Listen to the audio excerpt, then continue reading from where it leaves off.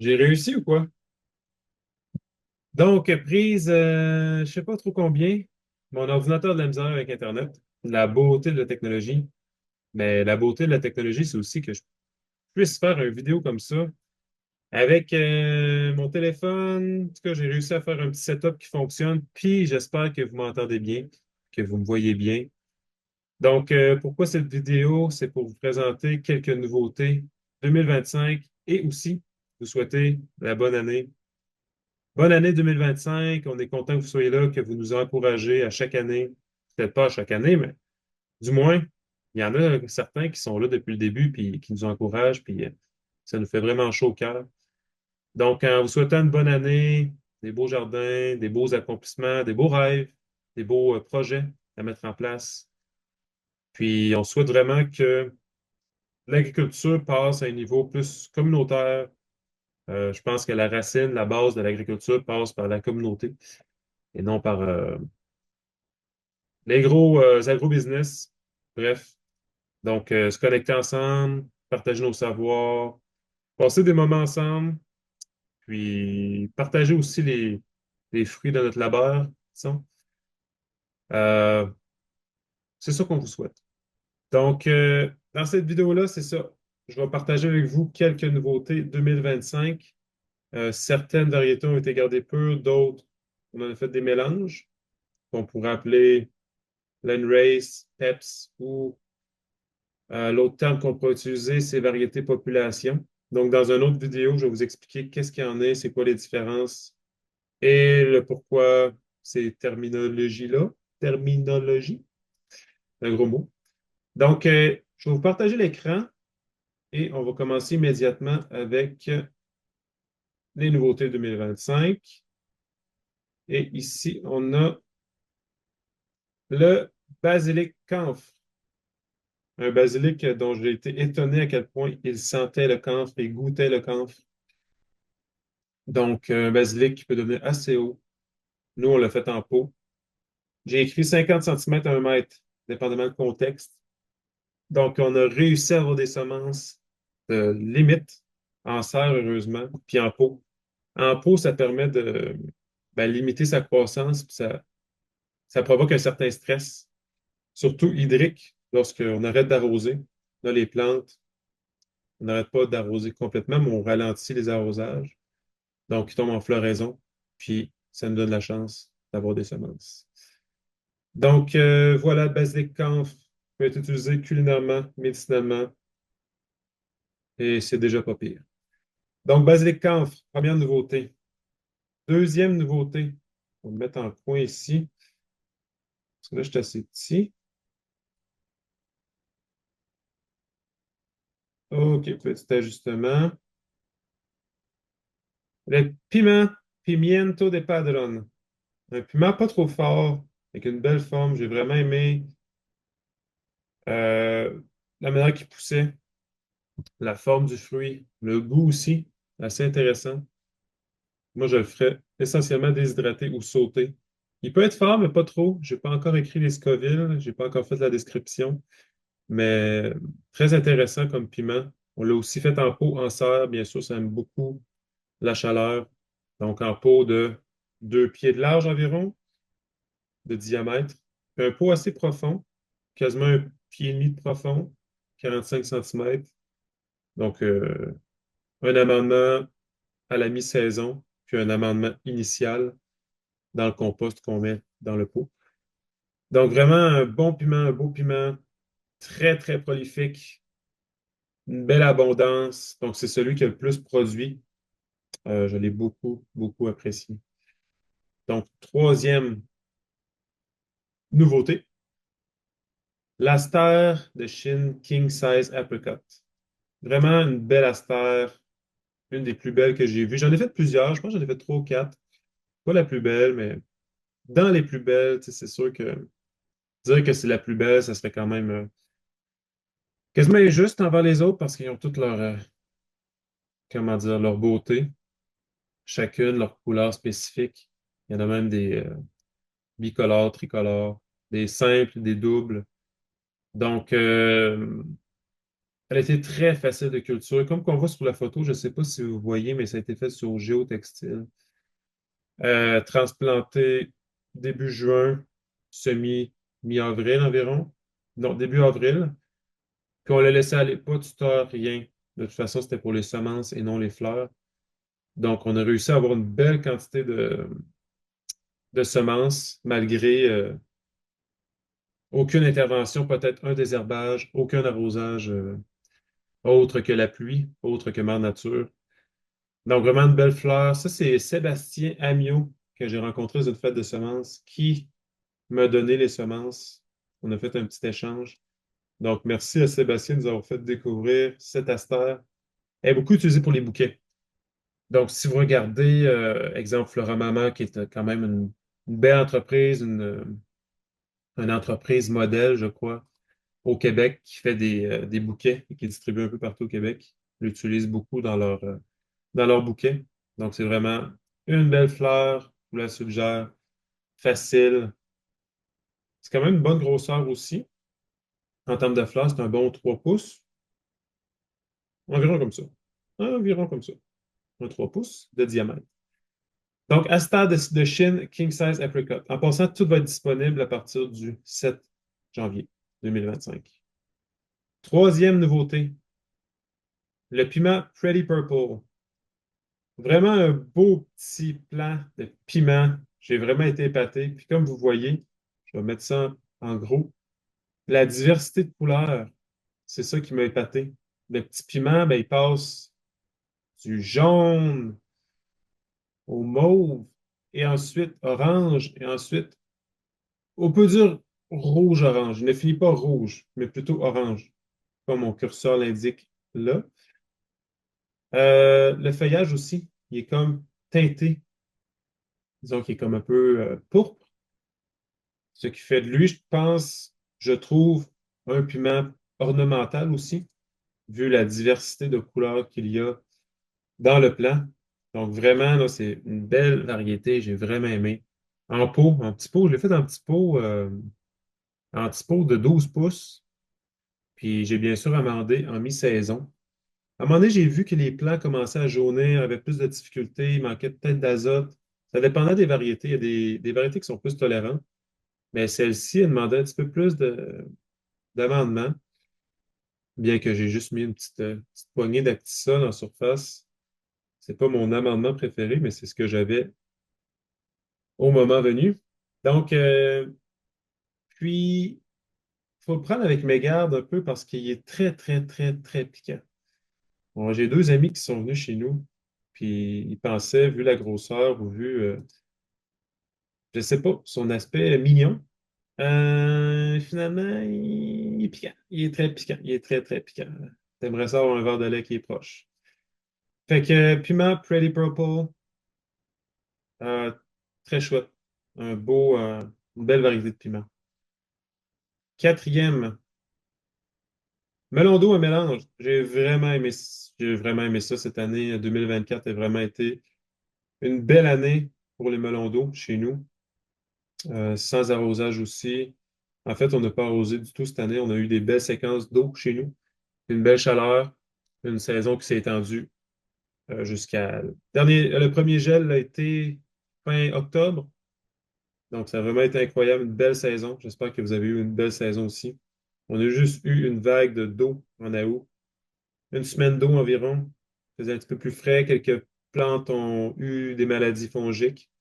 Mais sinon, c'était vraiment incroyable. Donc, un mélange de 8 variétés environ, à chair rouge, à chair jaune, et quelques sujets ont eu la chair orange. Donc, on parle sûrement du Sweet Siberian, qui lui a la chair orange. Donc, tout était délicieux, je les ai toutes goûtées, puis je me suis fait du jus. On s'est fait du jus avec ça. On a mis au congélateur. Donc, de temps en temps, déjà un petit pot, puis je bois ça, je suis sec. C'est vraiment excellent, c'est très sucré, c'est délicieux. Donc, melon d'eau en mélange. Ensuite, celui-là, je vais le passer. Celui-là, je vais le passer. OK, on tombe à Dahlia. Dahlia, c'est la fleur qui m'entoure présentement. Ici. Dahlia, je ne sais pas si vous connaissez, mais c'est une fleur qui est utilisée beaucoup pour les bouquets. Très abondante. Elle peut devenir assez haute aussi.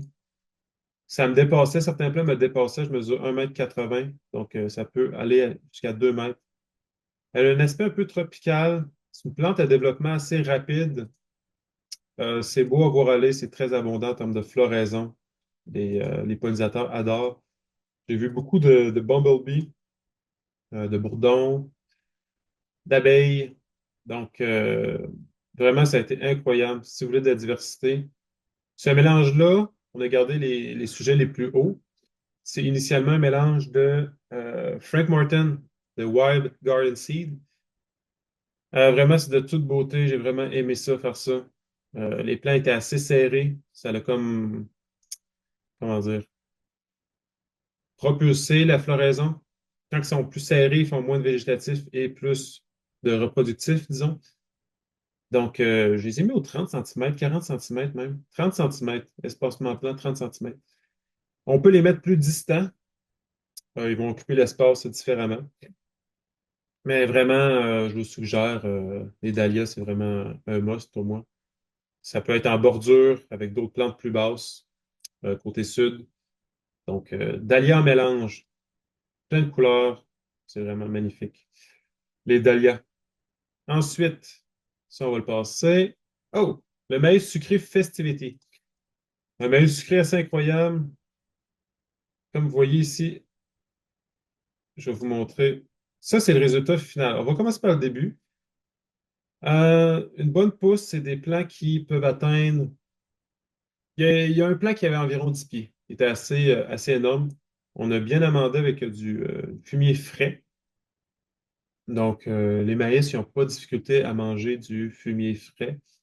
Pas nécessaire d'être composté. Ils mangent beaucoup. Ils ont besoin de beaucoup d'azote. Tu sais, c'est quand même une plante qui a une croissance énorme en une saison. Donc, elle a besoin de nutriments, d'amendement. Donc, nous, on a mis une clôture électrique pour les ratons laveurs. Sinon, on n'a juste pas de semences.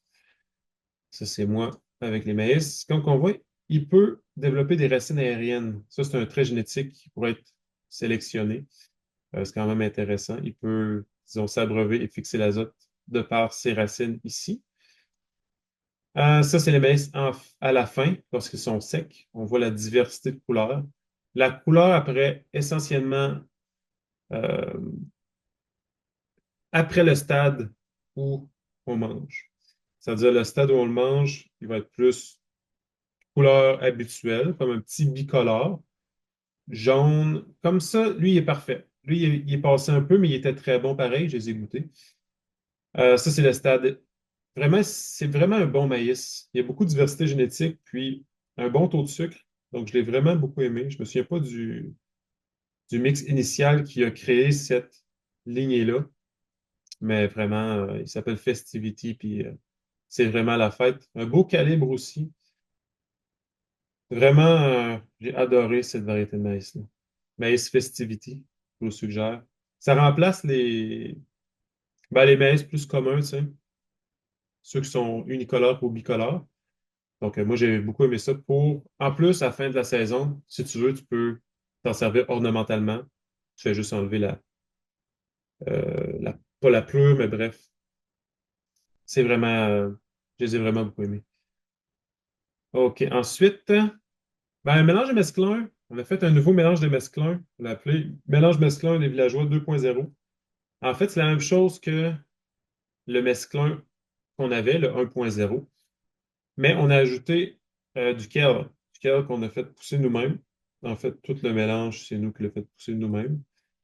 Il y a de la roquette, il y a de la moutarde en mélange et il y a du kale. Les trois poussent pas mal à la même vitesse. C'est pour ça qu'on peut les faire pousser en même temps. Comme ici, on voit, il y a du kale, moutarde, euh, roquette.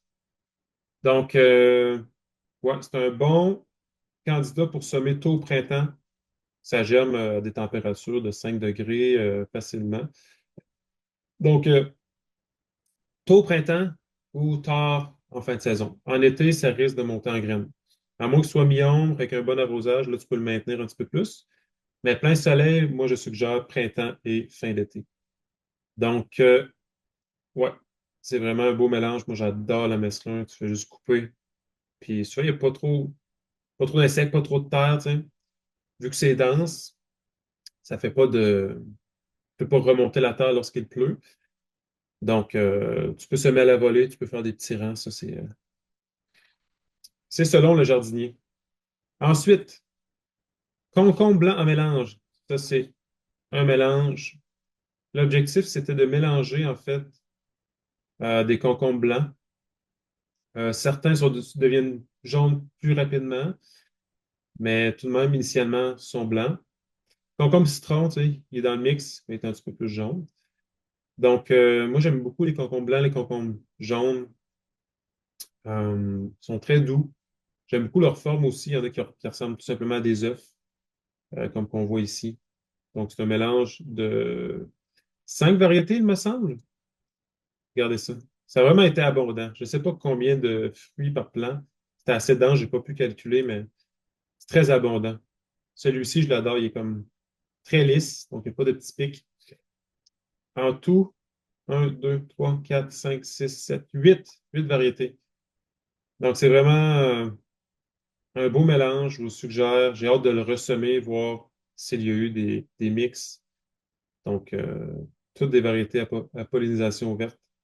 Un beau petit mix de concombres. Ensuite, dernier de la journée pour cette vidéo, les carottes. Carottes en mélange. Donc, ça, j'ai eu beaucoup de plaisir à faire ça. Ce que vous voyez ici, c'est toutes les carottes numéro 2, disons. C'est les carottes qui n'ont pas servi à faire de la semence, qu'on n'a pas gardé comme porte-graines. Donc, c'est ceux qu'on a mangés, mais je voulais juste mettre une photo qui représente toute la diversité. Donc, c'est très diversifié, beaucoup de couleurs. Il y en a même qui sont bicolores. Lorsque tu les coupes, il y en a certaines qui ont du mauve dedans.